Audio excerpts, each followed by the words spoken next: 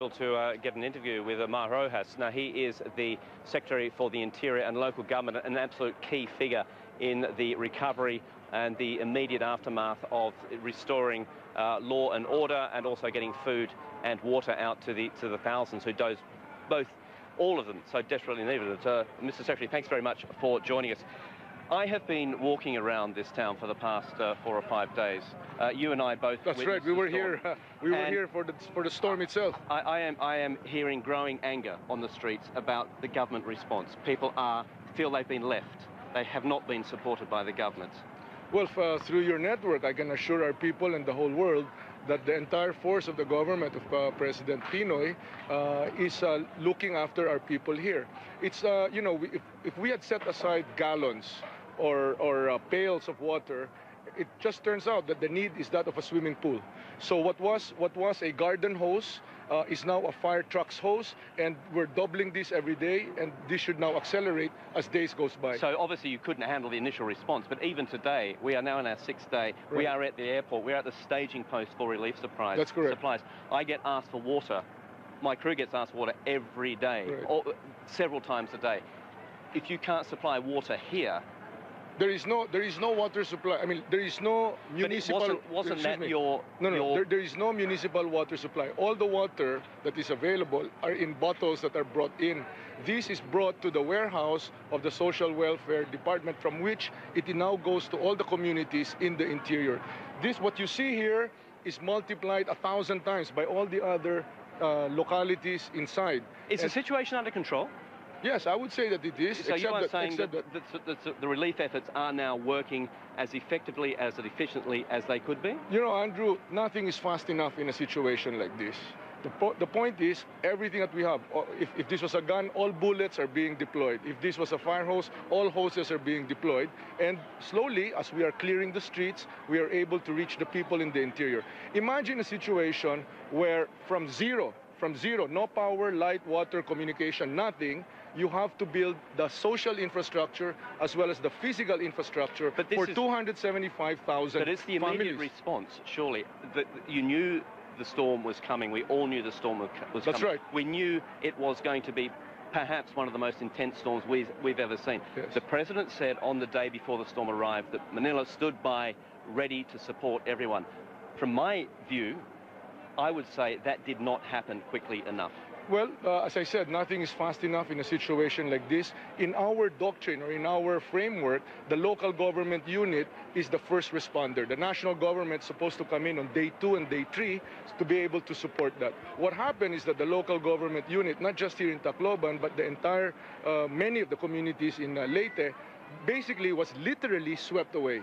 So there was no... Which puts more emphasis on the central authorities to provide immediate assistance. That's right, and that's why on day 1, on 0 plus day 1, we were able to reopen the airport. On 0 plus day 2, we opened the road to the airport. And now here we are, day 6, all the municipalities are now accessible by land. I travel into the city every day. Right, yeah. I have been. And every day I have been passing the same bodies on the street. Maybe what I want to know is that you are trying to reassure the people. Right. The people are living wherever they can. They are still living next to decomposing Let me just corpses. correct that. They're not the same bodies. Because every day we pick up the bodies. I myself led a cadaver recovery team yesterday and the day before. With respect, I see the same ones. Well, they may look like they're the same because they're in the same looking body bags. The point is, what's happening is as we pick up along the main road, all of the bodies in the interior are then brought out. So then the next team, there's 2 rounds every day, the next team then goes and picks it up. Last night, after I left here, the airport, around 11 or midnight, as I was going out, there was another batch of bodies which are now being picked up again by the same cadaver recovery team. When will the streets be clear? When will the stench of death actually stop being apparent in the city next to the major staging post? There are still, what I can say, about 20 or 30 bodies just nearby.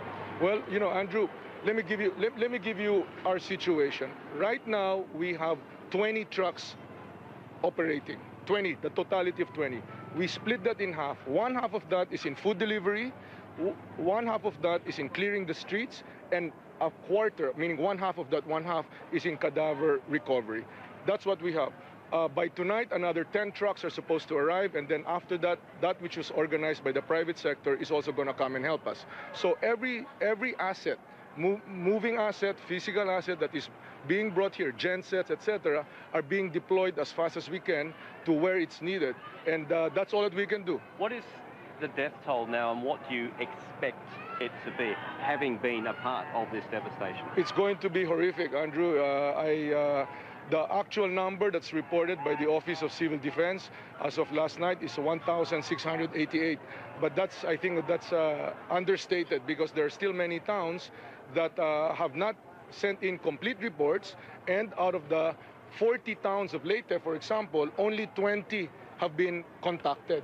So there's another 20 towns with no communication. Now that the roads are open... How many people are we talking about there? 20 towns. Of roughly how many? Hundreds of thousands of people? The entire Leyte, the population of the entire Leyte province is about 1.5 million. About 300,000 to 400,000 of that is in Tacloban, the big city, including Palo. The rest of it is spread out on the other areas. Okay, so horrific. It's going to be a high death toll. I don't want to go into just throwing out numbers. It's going to be high, but what I can do, and I want to take this opportunity and ask help from the rest of the world. We appreciate all the help that has come in, but what we need right now are medicines for community-borne diseases like leptospirosis, anti-typhoid medicine, anti-tetanus medicine, and that sort of thing. We don't need so much doctors, although we appreciate all the doctors and nurses that have come here, but we have the medical personnel. It's the supplies, the bandages, the trauma kits, hygiene kits, tents, all of the homes. You can see all for kilometers down the coast, every home for 1.5 kilometers deep from the coast have just been swept away. So we're going to need tents, we're going to need gensets to be able to power up the government offices, the hospitals, the water pumping stations. That's the kind of stuff that we need. Are you saying the international community has not responded as generously as it needs to? We're very, very grateful for all the help that has come in. There's even countries that normally don't respond that we don't see, like Canada or Israel, and the others are here, and we appreciate that very much. All I'm trying to do is, if you're going to send help, I'm trying to match the help that's coming in with what I see on the ground is the need. Let me tell you a story I heard yesterday from the mayor of this city. He said that we ordered and asked for 700 body bags from the central authorities in Manila. They were evidently dispatched from Manila. They never turned up here. No one knows where they are. My question to you is there an effective chain of command here? Is there a coordination?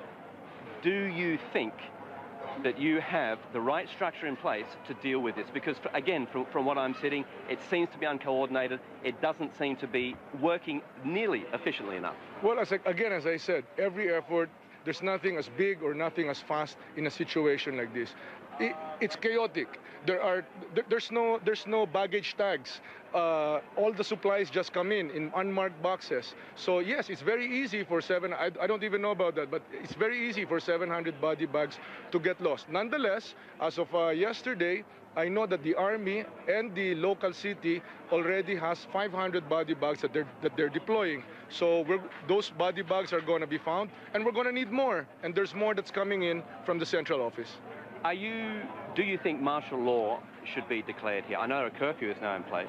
Yeah, well, even the curfew, the curfew is de facto, not de jure, because the city council cannot get a quorum because they themselves are victims. But surely you need to override bureaucracy and red tape in this situation. Which is why it is de facto, meaning it's in place even if there's no technical paper legalizing it. It is de facto, the PNP is enforcing it. We have brought in 1,000 additional PNP from outside of Tacloban and Leyte to be able to augment the forces here. I'll give you an example, Andrew.